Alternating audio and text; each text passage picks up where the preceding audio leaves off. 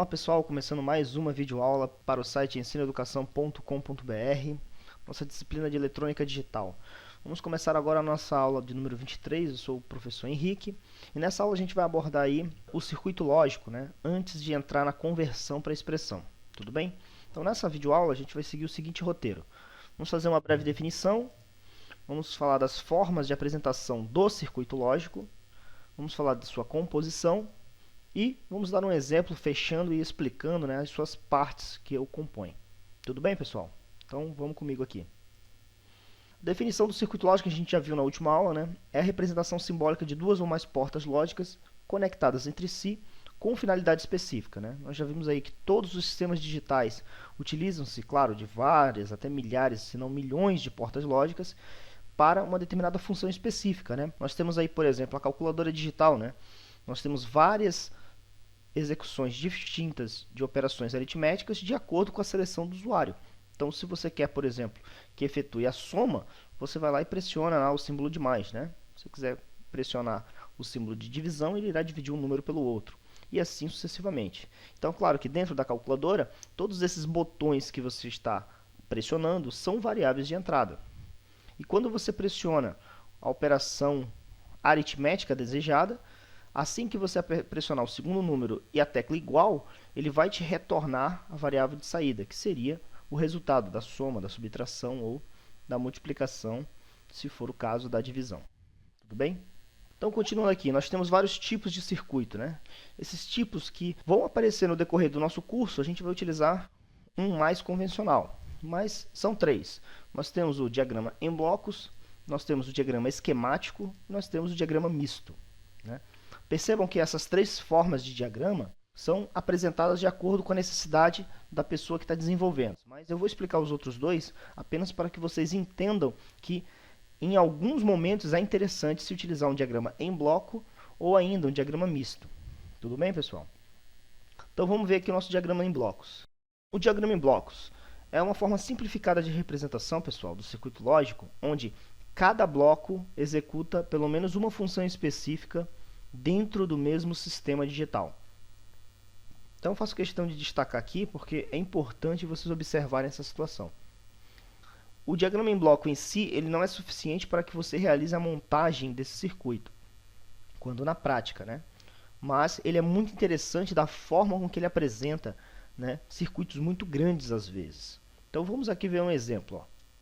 Então, por exemplo, observem aqui nesse diagrama como está sendo representado. Nós temos aqui, por exemplo, uma calculadora. Nós temos vários botões aqui. Perceba que nós temos o botão de soma e o botão de subtração. Perceba que esse bloco superior aqui, chamado de add, ele é um bloco de soma.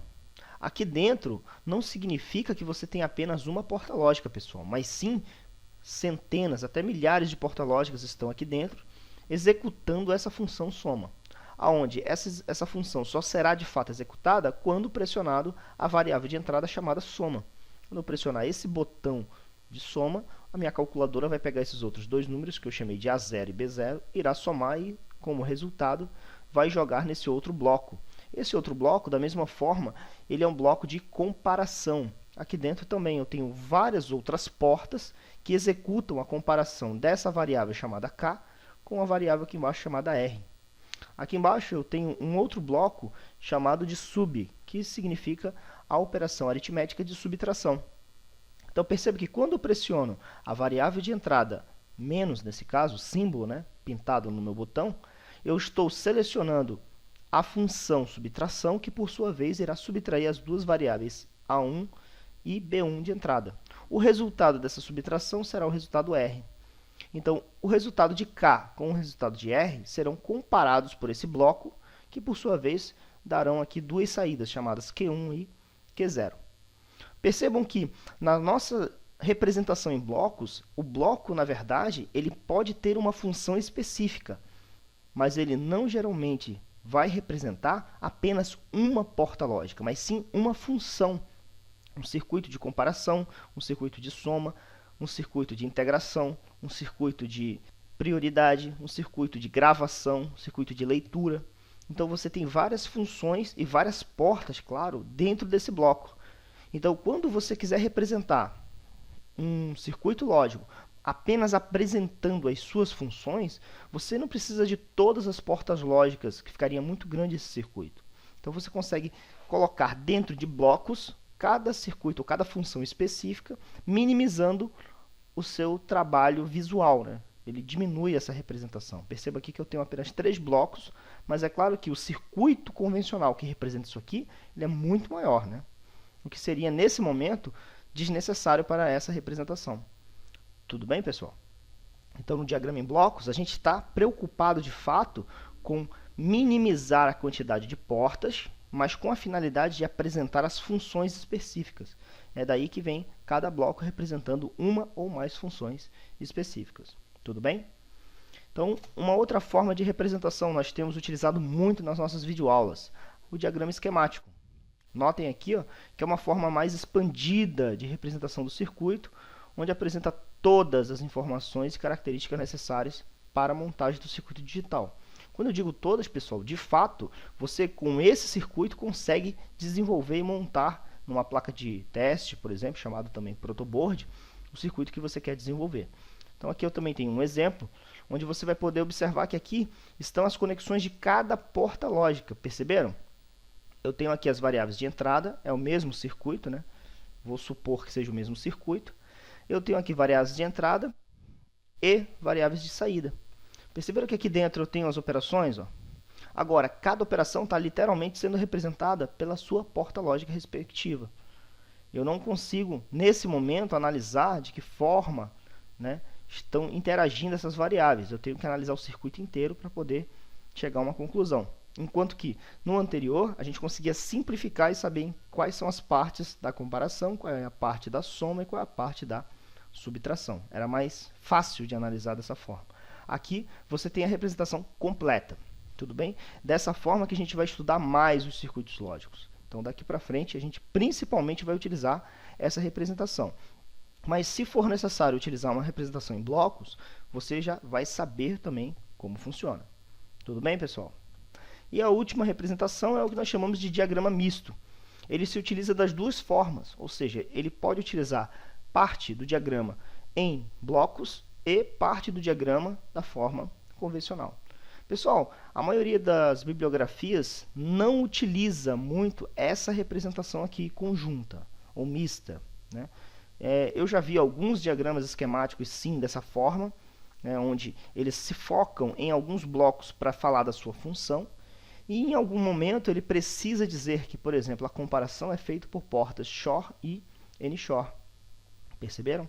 Então, ele precisa dar ênfase em um determinado pedaço do circuito, uma parte do circuito, mas também não desmerecendo os demais itens que fazem parte do mesmo circuito, o mesmo sistema.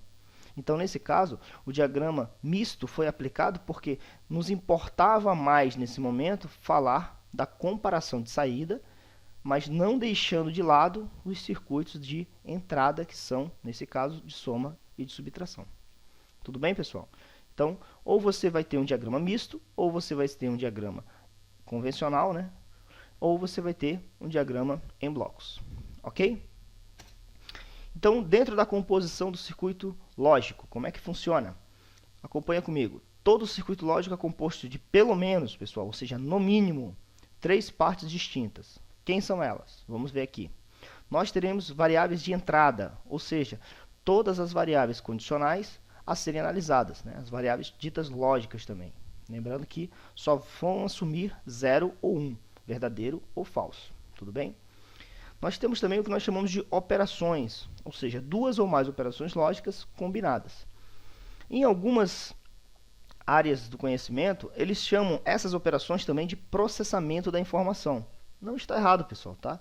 É que aqui a gente vai chamar de operações, mas é como se fosse o processamento das variáveis de entrada, ok? Então, nós teremos aí entradas, operações e, por último, e no mínimo, saída. Percebam o seguinte, na nossa saída é o resultado que você deseja obter, é a condição a ser determinada, é aquilo que eu quero que execute.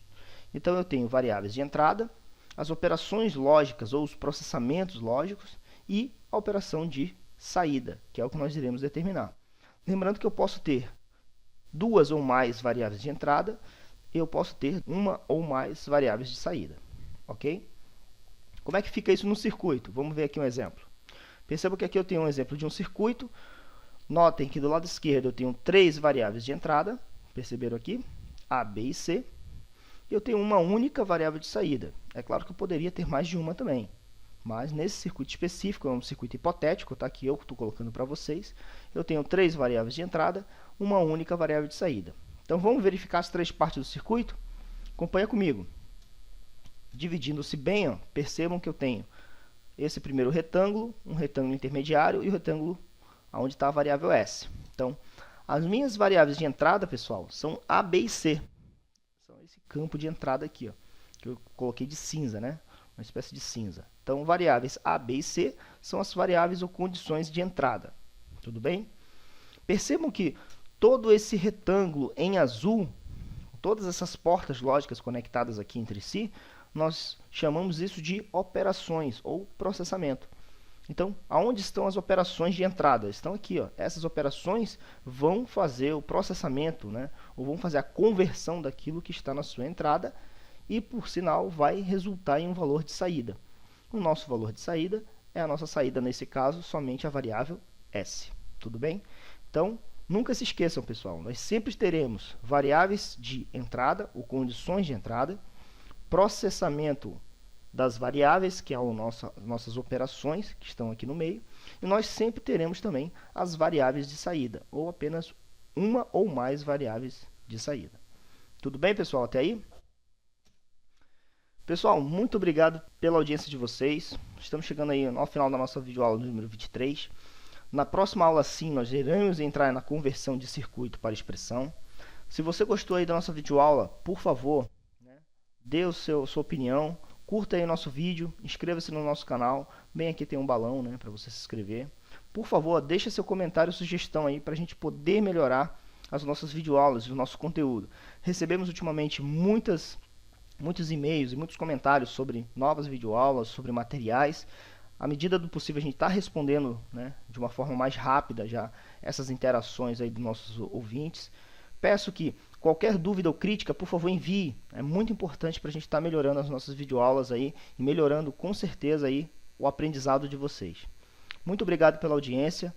Se você gostou, favorite nosso vídeo. Se quiser ir para a videoaula anterior, é só você clicar aqui nesse balão da esquerda. Se você quiser ir para a próxima videoaula, clica no balão aqui da direita, né?